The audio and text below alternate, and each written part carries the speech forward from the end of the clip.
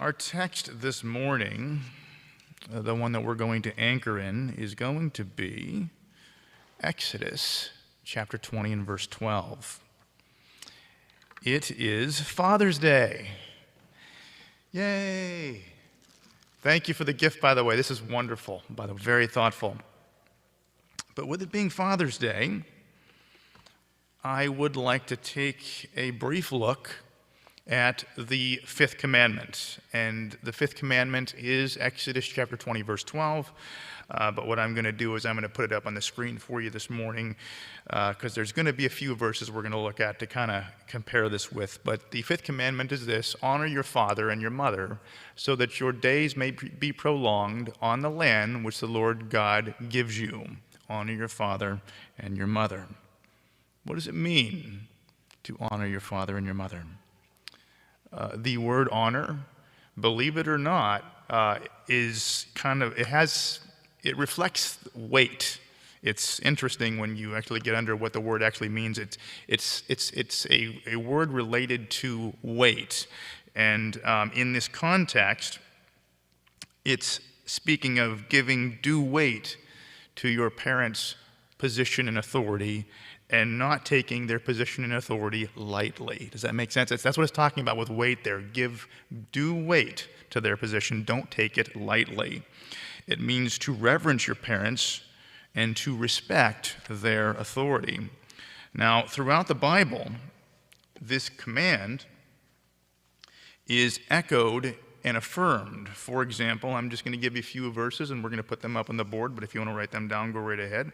Proverbs 6:20, which says, "My son, comply with the commandment of your father, and do not ignore the teaching of your mother." And by the way, notice that this isn't just fathers, it's talking about mothers at the same time. It's intentional to obey your parents, not just your father and your mother equally.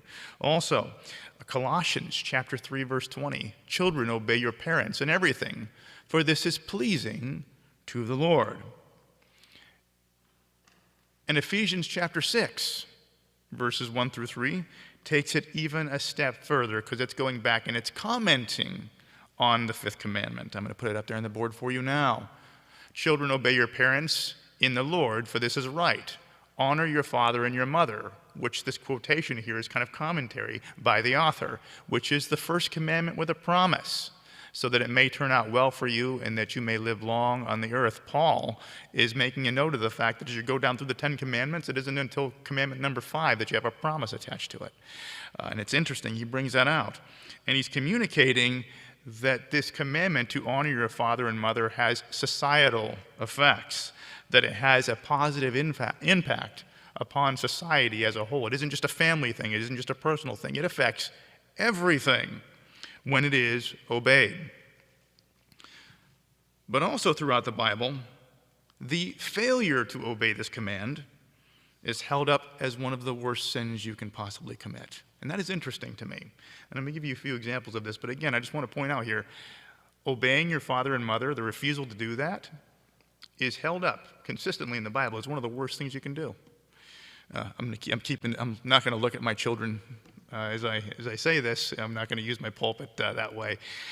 But Paul describes the depravity of this world and the way people, the depraved minds of the fallen in this world in Romans chapter 1, verses 28 through 30. And he says this: "And just as they did not see fit to acknowledge God, God gave them up to a depraved mind to do those things that are not proper. People having been filled with all unrighteousness, wickedness, greed, and evil, full of envy, murder, strife, deceit, and malice, they are gossips, slanderers, haters of God, insolent, arrogant, boastful, inventors of evil, and disobedient to parents." Is that not interesting? And that whole, you ever read through there and go, my goodness, you just wouldn't necessarily think of that being in the same category, but it is. That is where he puts it. He puts it right in there next to inventors of evil and haters of God. Fascinating stuff. That's not the only place. In 2 Timothy chapter 3, verses 1 through 5, Paul is speaking of the evil that is going to be present in the last days. And he says, but realize this, that in the last days difficult times will come, for people will be lovers of self, lovers of money, boastful, arrogant, slanderers, disobedient to parents. And it keeps going. Ungrateful, unholy, unloving, irreconcilable, malicious gossips, without self-control, brutal, haters of good, treacherous, reckless, conceited, lovers of pleasure rather than lovers of God, holding to a form of godliness although they have denied its power. Avoid such people as these. Quite a long list of terrible things. Right in the middle of it, disobedient to parents. I am not looking your way right now. And believe it or not, Deuteronomy chapter 21, verses 18 through 21 takes it a step further, because it communicates to Old Testament Israel what to do with someone who is disobedient to their parents in kind of a civil societal sense. And so I'm going to go ahead and give you that command now. If any person has a stubborn and rebellious son who does not obey his father or his mother, and when they discipline him he does not listen to them, then his father and mother shall seize him and bring him out to the elders of his city at the gateway of his hometown. And they shall say to the elders of his city, this son of ours is stubborn and rebellious. He does not obey us. He is thoughtless and given to drinking. And guess what comes next? Then the men of the city shall stone him to death. So you shall eliminate this evil from your midst, and all Israel will hear about it in fear. You ever read that and go, holy cow? You know, it's disobedience to parents is a big deal. The Bible treats obedience to your parents as a very big deal. It's a very big thing. Why? Because our attitude towards authority in this world tends to be a reflection of how we've experienced authority in our home. Do you follow me? The way we deal with authority in the world, the way that we respond and interact with it, tends to be a reflection of the way we view authority in the home. And this is why St. Augustine said, back when he was commenting on this very text centuries ago, he said, if anyone fails to honor his parents, is there anyone he'll spare? And Philip Graham Ryken, who wrote a commentary on this book that was very helpful, said this: if we do not respect authority in the home, we will not respect it anywhere. How we view authority in the home directly affects how we view it and react to it in society. How we deal with it in our homes, how we view it, how we respond to it. This directly affects the way that we view it and respond to it in society. And with this in mind, our role as parents is crucial to society. Does that make sense? It's very foundational. It's very important. We are our children's first and most formative experience with authority. We, more than anyone else, shape how our children grow to view and to interact with authority. They learn what authority is like from us. And those things that form in them, they don't change. Once you learn that way, it's very hard to unlearn it. The way we treat them, the way we raise them, the way we model authority for them is going to be extremely formative for them. And it's going to affect the way that they deal with authority when they become adults and leave the home. And for that reason, our role as parents and grandparents, both fathers and mothers, is crucial. It's foundational. It's not something to be taken lightly. Do you follow me? So this morning, we're going to talk about two mistakes that we can make with our parental authority. One that we can make when they're small and one that we can make when they're teenagers. And then we're going to top it off with what a healthy view of authority should look like, okay, and how to model it the correct way. I am by no means going to be able to cover everything that we're supposed to do right and everything that we're supposed to do wrong. This is really a brief synopsis. There is so much more we can say about this. And if I glaze over things and if I don't touch on it all, I mean, I'm very sorry. I know this should be treated with more depth than we're going to be able to get to this morning. Maybe we can do that some other time. But we're going to just talk about two mistakes and then the right way. And again, the two mistakes involve one that we make when they're little and one that we make when they're teenagers. And maybe you'll be able to identify with some of these. But the first is regarding when they're small children. We can teach the disregard for authority by failing to set boundaries with our small children. We can teach the disregard for authority when we fail to set boundaries with our small children. How many of you growing up heard the words, "Because I said so, that's why." Because I said so, that's why. I heard that. I don't remember liking it. Did you like it? No, I don't remember liking it. And I think there's a lot of people that have a similar testimony. And for that reason, when we go into parenthood, we tend to want to treat our children better than we were treated, or not repeat the same mistakes that were made on us. And some very well-meaning parents can then go into that, not wanting to use those words on their kids. Okay? I understand it. I get it. I appreciate it.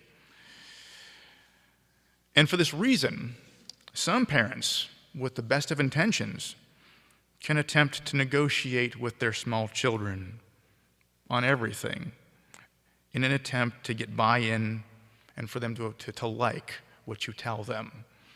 And I'm going to suggest to you this morning that that's a mistake, that our little children need clear boundaries, and sometimes they just have to be told, "Because I said so, that's why." And you're not wrong to do that. Why? Because they're young. They're too young to comprehend the big picture. When they say, "I want to play in the road," and you say no, they say, "Why?" "Because I said so, that's why." They're not necessarily going to understand the traffic patterns and all those kind of things. Sometimes they're just not going to be able to get it, and they have to just understand that this is the way that it is, and you just have to accept it. And they may not like it, but they will grow up to appreciate and be glad that you didn't let them play in the road. And they will ask similar things. "Why can't I eat a whole bag of candy? Why can't I stay up till 3 a.m.? "Because I said so, that's why." It isn't that we don't try to explain to them, but when they don't get it, sometimes, "Just because I said so." You're not sinning against your children when they're small to give them boundaries like that. They're not ready to see the big picture yet. It's okay. You can say it. I'm not saying say it all the time. I'm not saying make a habit of it, but sometimes you have to do it when they're little, all right? And when you don't set those clear boundaries for them, they can actually learn a disregard for authority that they can carry through to their adulthood that is very impactful in a negative way for them. I work at Wegmans. This is something we know now.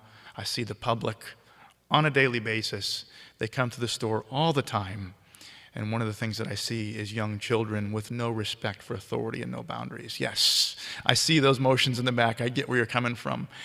Just the last shift I was there, I had a young child who decided to jump on a Mart cart. You know what I'm talking about? One of those Mart carts. You know exactly what I'm talking about, don't you?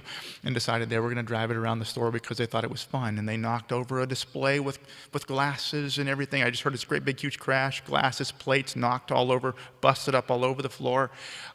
They kept right on driving. The parent ignored it, that kind of thing. Yes, these things happened, and it's because there is not boundaries set for these children. They would rather give them what they want than cross them and upset them. And they love them dearly, but and it's out of their love for them that they don't want to upset them, but they're actually doing them harm. There's a display of rubber balls sitting kind of right in front of where you enter the registers right now on the line. We call it the line side. And there's this little display of rubber balls. And it seems like every night right now, a young child comes in and decides to play basketball there. It is so annoying. And they get the ball and they're bouncing it around. And then they want to try to make a basket. And of course, it bounces off and then goes flying and crashes into something. And I have to go out and tell the child they have to stop while their parents looking on and just lets it happen. Upset your children once in a while, tell them no. It's not going to kill them, okay? It's okay to tell them no in these cases. You're not sinning against them. On the flip side, I don't want to give you all of the bad news. There are times where a child goes through and breaks something. It happens, not as often as the other stuff I'm talking about, but on occasion I'll have a child come through and break something, and I'll have their parent walk their child up to me with a broken thing. And the kid will be upset. They'll even have tears in their eyes, and they'll say, "My child broke this. I told them not to touch this. They did anyway, and they broke it. Now they're going to pay for it."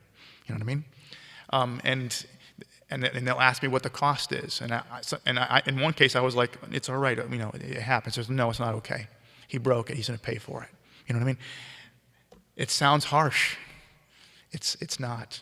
You're teaching your kid boundaries. You're teaching them responsibility. It's good for them. It's okay to set those things for them when they're little. You're not hurting them, I promise you. Don't be harsh. Don't be unloving. But it's okay to set firm boundaries. And sometimes when you set those boundaries, you're going to have to say, because I said so, that's why. And when you do, you're not hurting them. The problem comes when they get older and they become teenagers and they start to form mentally and they start to ask questions and they need to interact. And you still say, because I said so, that's why. Okay? And that's what we want to get into now. We can teach fear and resentment of authority by refusing to negotiate with our teenagers. And I know that word negotiate there, maybe you don't like it, maybe there's a better word you want to use there. But again, not all of us have trouble setting boundaries for our children when they are little. Some of us have trouble opening up on those boundaries a little bit as they move into their teenage years and as they begin processing for themselves and asking questions and forming convictions and all of those things that go along with that. Dealing with morality, dealing with theology, dealing with ethics on their own, being flooded with 10 times more information than we ever were when we were growing up. Sometimes as parents, we can be freaked out by that, and we can try to continue to say, because I said so, that's why. And if you've got damage in your life from someone saying, because I said so, it's because of them saying it to you in your teenage years. It's not because I said it to you when you were little. It is normal and it is good for a child to process through all these things, and you need to be right alongside them, having a dialogue with them, helping them to form these convictions, these ethics, but you can't do it for them. You have to give them the space and the latitude to do it for themselves. And as they do that, they're going to challenge your authority sometimes, and they're going to question your convictions, and they're going to think you're old and out of touch and don't know what you're talking about. And they're going to sass, and they're going to talk back, all right? Not that my children ever did those things. They were saints, they were good, they just never did those things. They're going to do that stuff. It's going to happen. It's normal, all right? And if you can't adjust your thinking to give some latitude for that, you're going to hurt them, and you're going to actually cultivate fear and resentment for authority in their lives as they're developing. If every time they push back on you, you freak out, and you say, because I said so, you're going to damage them. And we don't want to do that. Sometimes when parents experience the pushback, they didn't, when they were little, I just said because I said so, and they just complied, and that was the end of it. We moved on. Now all of a sudden they're pushing back, and they're questioning my judgment. What's going on with this? What's gotten into them? Something's wrong. I got to fix this. And they start pushing back, using things like intimidation. Sometimes even fear and manipulation. You can't trust what that person said. You can't trust what your own mind is thinking right now. They can use tactics like that to get you to stop using your brain because it's making them uncomfortable. They can sometimes use repression. Clearly, these places you're going and these people you're seeing and these friends you're making are having a bad effect on you. I'm not saying that sometimes as parents we don't get involved and say, hey, that maybe this person isn't a good influence in your life. But when you're cutting them off from everything all the time because you're afraid of the stuff that they're learning, that can have negative effects. That can cause some real problems if you do that. You have to have enough chops, and that's the wrong word. You have to have enough dexterity to be able to, thank you. Leadership chops is what I'm talking about here. The dexterity to be able to maintain influence over them as they're being influenced by other people, so that as they're hearing things, you can speak up and say, with more influence, and say, yeah, I hear that, but here's why that's wrong, and here's why that's right. You have to be able to have that dexterity, and you have to grow into that. If you're not willing to grow into that, and you can't handle your authority that way, then you're going to hurt your kids, and there's so many people that do. There's real damage that comes from that. And this leads into real problems with authority going into adulthood. It causes toxic relationships with authority. It tends to be kind of a hot, cold kind of relationship that's fear-based, which tends to cause people to either idolize authority or demonize it based upon who's in authority. And what I mean by idolize is that they will idolize those people that they tend to agree with unquestioned obedience, and they will demonize those people that they don't like or don't agree with unquestioned criticism. And what comes to mind, and this is a terrible example, but the movie The Waterboy. Has anyone ever seen the movie The Waterboy with Bobby Boucher? Adam Sandler was okay. I don't know if I should recommend this or not, but it is a good example. This guy, he grew up in Louisiana. He was cut off from society, and his mom was his total influence. And it would flash back to him growing up, and he would ask questions like, did Thomas Edison invent electricity? No, I invented electricity. Thomas Edison's from the devil. Close that book right now. That was the relationship he had with his mother. She completely controlled his life. And I know that's an extreme example, but we can do that to some degree. And when we do that, what we're teaching our kids is to idolize those people that we trust, regardless of what they do and say. Regardless of if we see things wrong, we just don't question anything. We just obey without question. And at the same time, we demonize those people that cross us in any way. We can cause those types of things to form in people's brains, and it's not good. And it plays itself out in society. Does it seem like we're polarized as a society right now politically? Just for example, or is it just me, or is there a lot of polarization right now? It's just me, all right? It's not new. It's been around for a while. I can remember growing up, whenever you saw a picture of Ronald Reagan, it was like a saint was walking on the clouds, and whenever a picture of Bill Clinton would show up, then all of a sudden there would be horns growing out of his head. This is just the way. And I was brought up in an evangelical community, and so that's the way that they would depict these people. And then it went the same way with George W. Bush versus Barack Obama, and we're in that same kind of a situation right now. It just continues on. That is because of the toxic views of authority that get instilled in people's minds and then play themselves out in society. Unquestioned obedience to those we like, constant demonization for those we don't. No ability to separate the person from the authority. It's a problem. Is this making sense? Okay, we cause that when we mess up our kids when they're growing up. We have a big part in that. One more thing that's worth mentioning is that from a pastoral experience, it's interesting to see this happen. I've probably mentioned this before. I've been a pastor for 15 years now, and it wasn't always here. But in both places, especially in the beginning, I would have people come up to me and say, "Pastor Dan, we love you. Whatever you want." They were just constantly affirming me and constantly submitting and gesturing submission, and we're ready to sit under your teaching and follow your leadership. And it was getting a little bit much. So they would just go on and on and on. And it was because I was the new guy and they loved me and they wanted to get on my good side and stuff like that. And this stuff went on and on and on and on until I said one thing they didn't like. And you'll never guess what happened next. All of a sudden, the horns came out of my head, and these same people that were going on and saying, "Oh, you're so wonderful." Oh, all of a sudden, I was the devil, and I didn't realize that you were a false prophet, and you're a wolf in sheep's clothing, and all this stuff. It's amazing the way the switch flipped. Again, that is a toxic view of authority that happens when parenting gets botched. All right, does this make sense? Really important stuff to keep in mind. We need to give our teenagers latitude to be able to form and process. And we need to maintain influence in their life, but we've got to give them some latitude in those times. And if we don't, it's going to affect the way that it's going to have trauma in their life, and it's going to affect the way they view authority. Now, lastly, we can teach respect for authority by modeling both healthy esteem for the office and proper scrutiny of the person. This is the goal. This is what we're supposed to be doing here. Healthy esteem for the office, proper scrutiny of the person. Both end at the same time. That's the way this is supposed to work. And we can do this by communicating respect with boundaries. We can listen while we set boundaries. We can move our children in the direction they need to go while listening to them and being patient with them and even slowing down our pace sometimes to give them time to catch up. All these things take dexterity and time and influence, but it can be done, and it's the way that it should be done. Trying to think of some examples here, probably one of the best ones I can think of right now. I don't know if I'm going to get in trouble saying this. Not all of my children wanted to learn to drive. Not all of them did, which was new for me because I wanted to learn to drive. As soon as I was old enough, I wanted to go. Not all of my kids wanted to do that.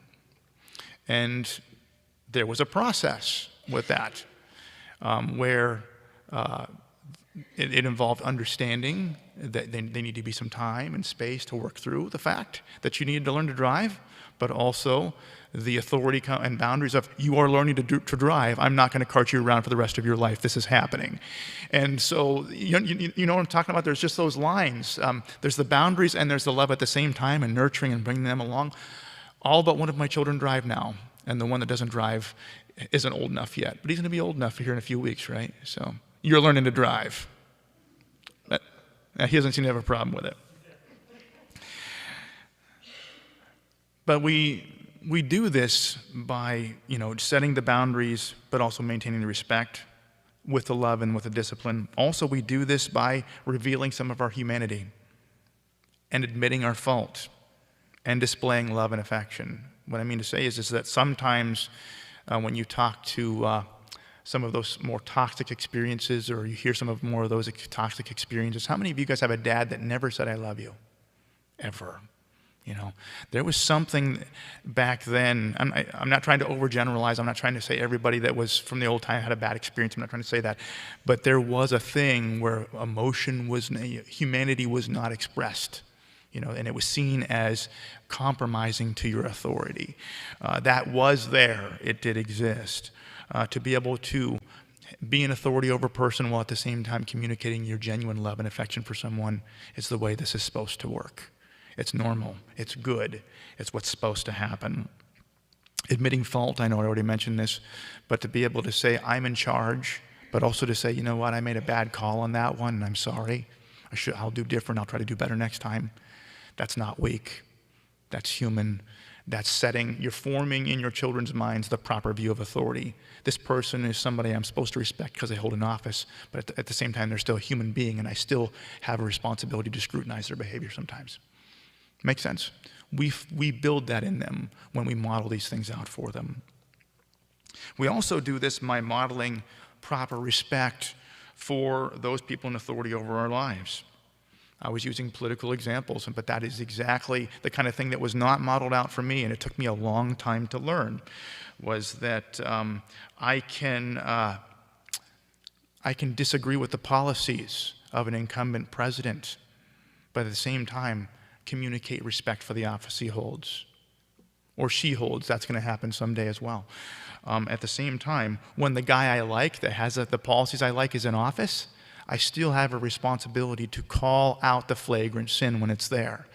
And when we turn a blind eye to the obvious flagrant sin that the person we like is holding, we are teaching the wrong things to our society.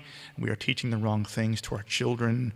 We're making a huge mistake. Just because the guy that's in office, we like his policies, doesn't mean we can turn a blind eye when there's flagrant sin happening. As Christians, we have a responsibility to call those things out. And it doesn't mean that we can't call them out when the other guy's in, but when we call them out, we still show respect. Right now, when the other guy's in, all we do is constantly criticize everything they do and demonize them. That is not helpful either. That also teaches the wrong thing. It's not easy to communicate respect when someone is in charge that has issues. Someone's in authority that has issues over you, but it's something we're called to do. This is something that came up practically a while ago in my working experience at Wegmans.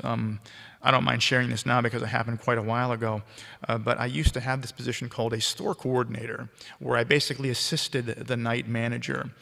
And I held that position for 5 or 6 months, and they had an opening to elevate someone to a night manager.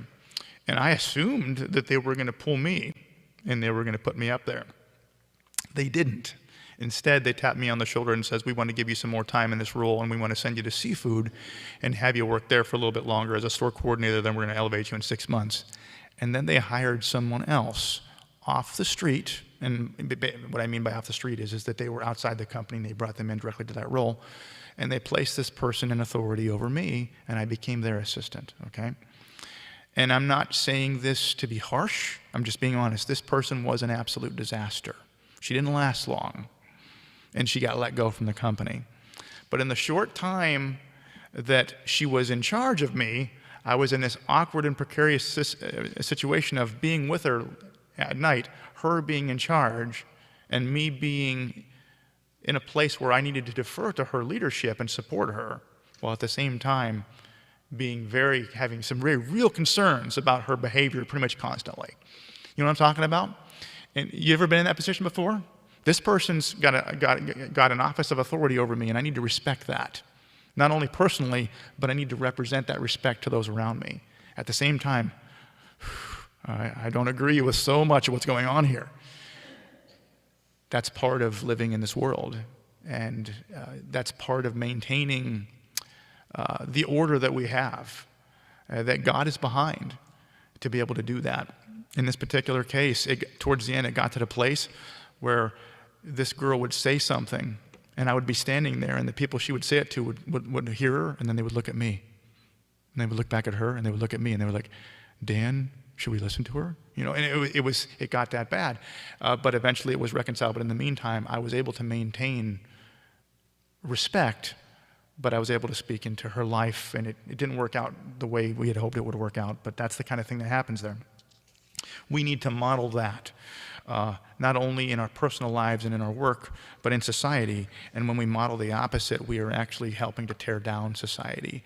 We need to teach our children how to both respect authority and properly scrutinize the person. And we need to teach that at home, model that out, and we need to teach them to view not only our work leaders, but our local leaders, but our political leaders that way. And so when we scrutinize people just because they are of a different party, no matter what, and show no respect whatever, what do you think we're teaching our kids? And when we completely turn a blind eye to flagrant, obvious sin because they're in our party, what are we teaching our kids? What are we setting our country up for the next generation? It all starts at home. So, parenting's a big job, right? Big job. And it's not just a dad job. Notice that in these commandments, it was fathers and mothers equally called to do this. And I know this is Father's Day, but I would be remiss to say that this falls equally upon the mothers as much as the fathers.